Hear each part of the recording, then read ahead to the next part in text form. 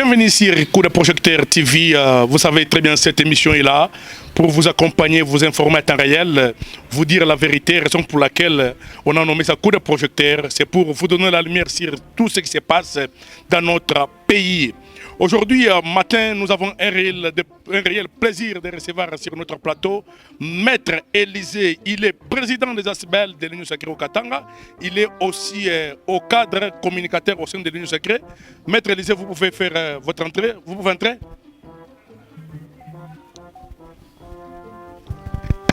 Merci beaucoup. Prenez place. Merci, monsieur. Vous allez bien? Très bien, monsieur les journalistes. Nous avons vraiment un réel plaisir de vous recevoir. Également, c'est aussi une immense joie d'être parmi vous en ces jours. Ok, Maître Élisée, je pense très bien que vous êtes au courant de ce qui se passe dans le pays.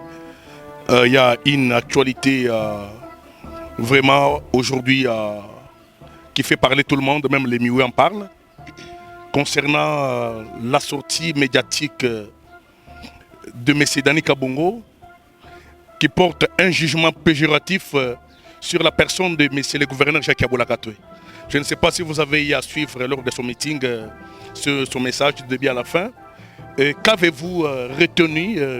Quels sont les éléments clés que vous avez retenus de son message? Vous avez la parole. Merci beaucoup, monsieur le journaliste. C'est quelque chose qui fait couler l'encre dans la ville. La sortie médiatique du sénateur, l'honorable Dani Kabongo, qui attaque le gouverneur, et également qui donnait injonction au vice-premier ministre de l'Intérieur, l'excellence Jacquemain Chabani, pour que ces derniers puissent bloquer les gouverneurs et qu'ils ne puissent pas rentrer en fonction dans la ville. Moi, je pense, à mon avis, que d'abord, l'UDPS, c'est un parti au pouvoir. Le parti phare de la majorité présidentielle. La majorité présidentielle qui est l'union sacrée de la nation. L'union sacrée de la nation qui est la vision chère à son excellence Félix Antoine Tshisekedi Tshilombo, président de la République, haute autorité de référence de l'union sacrée de la nation. Et lorsque je vois monsieur le gouverneur Jacques Yaboulah, il est autorité morale du parti ARDEV. Et le parti ARDEV, c'est un parti allié à l'UDPS. C'est un parti allié à l'UDPS. Et étant donné que le parti ARDEV est allié à l'UDPS, si le gouverneur Jacques Yaboulah est gouverneur de province du Haut-Katanga aujourd'hui, je crois que c'est en conformité avec l'UDPS parce qu'il est allié de l'UDPS. Là, c'est la première des choses. Maintenant, donc là, c'est la première des choses. Maintenant que le gouverneur est le représentant numéro 1 du chef de l'État, son excellence Félix Antoine Tshisekedi Tshilombo, en province. Et c'est lui qui matérialise la vision du chef de l'État en province. Et étant donné qu'il matérialise la vision du chef de l'État en province... Mais pour le sénateur Dani Kabongo, le gouverneur Jacques Yaboulah Katoué, il ne fait absolument rien. Il est derrière ceux qui combattent la vision du chef de l'État, ceux qui combattent le président de la République. Absolument, absolument pas. Nous avons vu le chef de l'État plébisciter il a dit ça Jacques Yaboulah ici en province. Il en a parlé. Lui-même, le chef de l'État a dit maintes fois que Yaboulah est dans ma vision.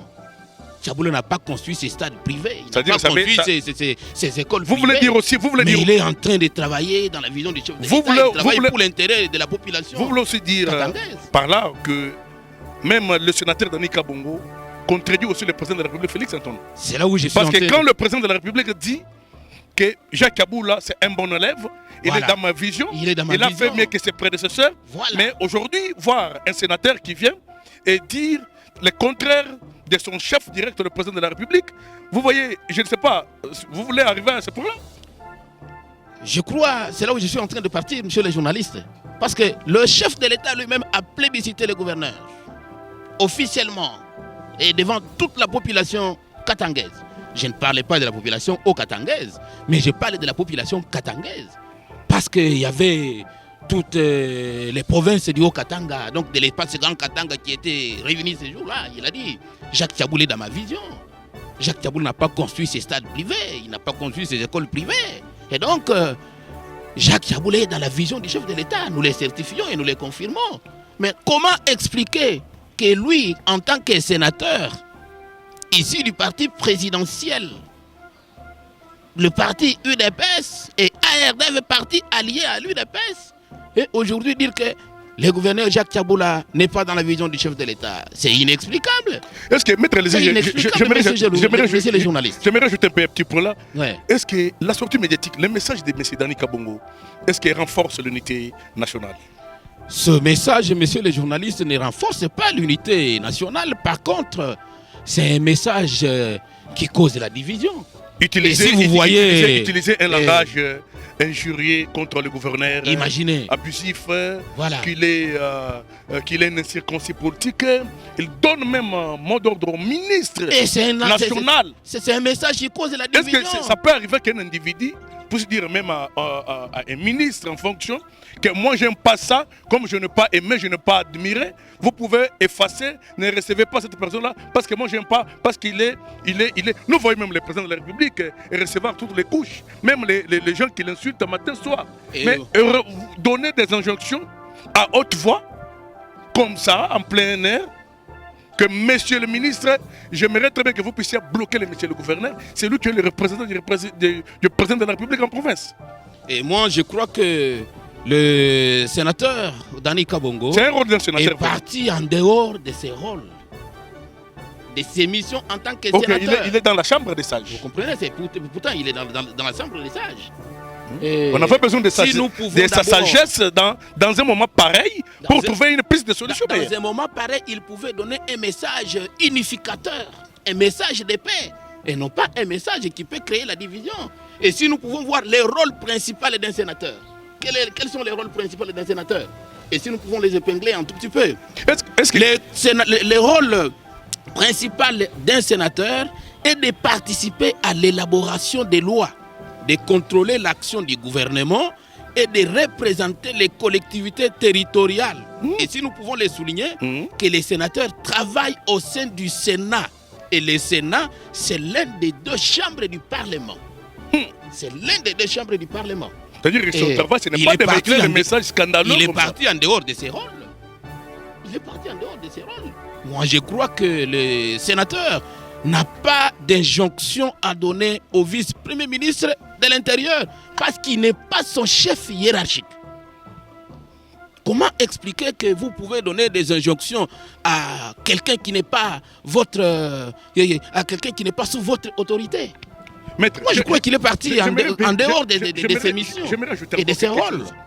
La sortie, le message de Dani Kabongo engage son parti politique UDPS. Il a parlé ça au nom de l'UDPS. Ou bien ça l'engage que lui-même, parce que je vois très bien son message a divisé même beaucoup de gens au sein de son parti. Il y a une grande partie qui digère, favorable, voilà, son message, qui n'accepte pas sa sortie médiatique. Voilà. Pour ces gens, c'est Jacques Kaboula Kate ou rien. Voilà. Moi, je crois que cette sortie médiatique n'engage pas son parti. Parce que si ça engageait son parti, ça pouvait être des connivences avec le parti et aussi avec les autorités du parti. Moi, je crois que sa sortie médiatique l'engage lui-même. Ça n'engage pas son parti. Il n'était même pas accompagné de l'autorité nationale. Vous venez de le dire ici que c'est un message qui divise même son parti. Le clan est divisé dans son parti. Et comme je l'ai dit tantôt, que le gouverneur Jacques Tiaboula est autorité morale du parti ARDEV. Et le parti ARDEV, c'est un parti allié à l'UDPS. Et il y a une question qu'on m'a posée par un abonné de notre chaîne. Ouais. Qui me dirait, monsieur Patrick, mais comment l'invitation donnée, qui était destinée au gouverneur Jacques Kaboula Kate, est parvenue à la portée de tout le monde, sans que lui-même, le gouverneur, qui est le concerné dans cette affaire, soit d'abord au courant, puisse d'abord voir l'invitation sur sa table. on a un peu parlé, fait allusion. Ce n'est pas un dysfonctionnement dans le ministère de l'Intérieur? Ou bien comment vous trouvez ça? Et moi, je crois que c'est une question que nous nous posons tous. Hein? C'est une question que nous nous posons tous. Comment expliquer qu'un document qui n'est pas encore arrivé à sa destination puisse parvenir déjà à être diffusé dans les réseaux sociaux? C'est une question que tous nous devons nous poser.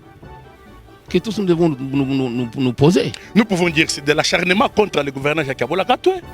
Nous pouvons dire c'est la logique démocratique. On peut parler comment? La démocratie a ses limites. Lorsque vous outrepassez vos limites dans la démocratie, cela a toujours posé des conséquences. Moi, je crois, bien sûr, que c'est un acharnement contre la personne du gouverneur Jacques Tiaboula Katoué, parce que le gouverneur Jacques Tiaboula est dans la vision du chef de l'État. C'est lui qui est en train de matérialiser, de mettre en application la vision du chef de l'État, son Excellence Félix Antoine Tshisekedi Tshilombo, dans la province du Haut-Katanga. Mais comment expliquer que lui qui est dans la vision, lui qui matérialise la vision du chef de l'État, et lui-même en qui le chef de l'État a plébiscité, et lui-même l'a reconnu aux yeux de tout le monde, mais les autres parvenir à lui tenir de tels propos? Voilà pourquoi s'inquiète beaucoup de monde. Et vous voyez, dans l'aspect politique, il y a beaucoup de sorties médiatiques qui sont en tête des hommes politiques, des Katangais, des Hauts-Katangais, qui sont en train de soutenir le gouverneur. Parce que le gouverneur est dans la vision du chef de l'État. Et le gouverneur Jacques Tiaboula soutient le chef de l'État. Et il matérialise la vision du chef de l'État. Maître, aujourd'hui, là, si ça arrivait que le gouverneur soit bloqué à Kinshasa, les gens diront que le ministre de l'Intérieur... S'il arrivait que le gouverneur soit bloqué à Kinshasa. Mais il sera bloqué comment et pourquoi? Comme le sénateur Dani l'avait dit. Il sera bloqué comment et pourquoi? Mais le haut patron du pays a parlé. Le sénateur Dani Kabou. Les hauts patrons du pays? Mais lui qui contrôle le ministre de l'Intérieur. Moi, je crois que c'est pas vrai. Oui. Les hauts patrons du pays. Mais quand quelqu'un parle à un ministre comme un petit enfant, que j'ai dit, si M. gouverneur Jacques Aboula Katoué rentre dans la province, vraiment, je dirais très bien, et l'histoire retiendra très bien, que M. Jacquemain Chabani n'a pas aidé l'UDPS, n'a pas aidé la République. C'est-à-dire que la seule manière d'aider le pays, ou bien satisfaire sa soif, et débloquer M. Jacques Aboula Katoué. Moi, je crois que... Et il a même demandé dans ses dires de nommer un intérimaire. Je crois, monsieur les journalistes, que nous ne pouvons pas nous prononcer en lieu et place de le VPM de l'intérieur, Excellence Jacquemain Chabani. Il va avoir peur du mot d'ordre. Nous ne pouvons pas nous prononcer en lieu et place de lui-même qui est concerné. Étant donné que il a convoqué ces derniers, et ces derniers, en tant que chef de son titre, il est parti répondre à son invitation. Nous ne pouvons qu'attendre le mot qui sera donné par le VPM de l'intérieur, Excellence Jacquemain Chabani. Mais moi, je crois que le mot qu'il va donner n'est pas de bloquer le gouverneur à Kinshasa, parce que le gouverneur doit rentrer en province pour faire son travail. Il doit rentrer en province pour continuer à matérialiser la vision du chef de l'État, pour continuer à soutenir la vision du chef de l'État. Vous êtes témoins, messieurs les journalistes, des actions et des meetings que le gouverneur est en train de poser ici en province. Nous l'avons vu ici au bâtiment du 30 juin, en train de soutenir l'accord de paix. Mais maintenant, il est parti à Likasi pour soutenir l'accord de paix et montrer à la population de la ville de Likasi les œuvres et les actions que le chef de l'État, son Excellence Félix Antoine Tshisekedi Tshilombo, est en train de poser dans la ville montagneuse de Likasi. Et le gouverneur l'a dit, vous le connaissez bien, qu'il va mener toutes ces actions dans toute la province, donc dans tous les territoires de la province du Haut-Katanga. Il ne va pas se limiter seulement à Likasi. Je crois que nous allons les voir à Kasumbalesa, à Kipushi, à Sakanya, à Kasenga et dans tous les autres territoires. Nous sommes arrivés à la fin de notre émission, maître. Je ne sais pas, je vous donne une minute si vous pouvez parler brièvement dans cette petite minute qu'on vous donne. Un dernier message. Merci beaucoup, messieurs les journalistes. Le dernier message que je peux donner, c'est de dire et de sensibiliser la population okatangaise, d'être derrière le chef de l'État, son Excellence Félix-Antoine Tshisekedi Tshilombo, et derrière le gouverneur Jacques Tiaboula, qui matérialise la vision du chef de l'État, son Excellence Félix-Antoine Tshisekedi Tshilombo.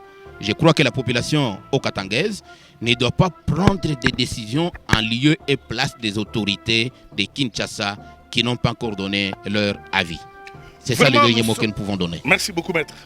Nous sommes vraiment déjà à la fin de notre mission. Ce que je peux aussi dire aux autorités de notre pays, l'unité est indispensable pour le moment. On a besoin de gens qui peuvent chercher comment unir les Congos. Les Congolais plutôt.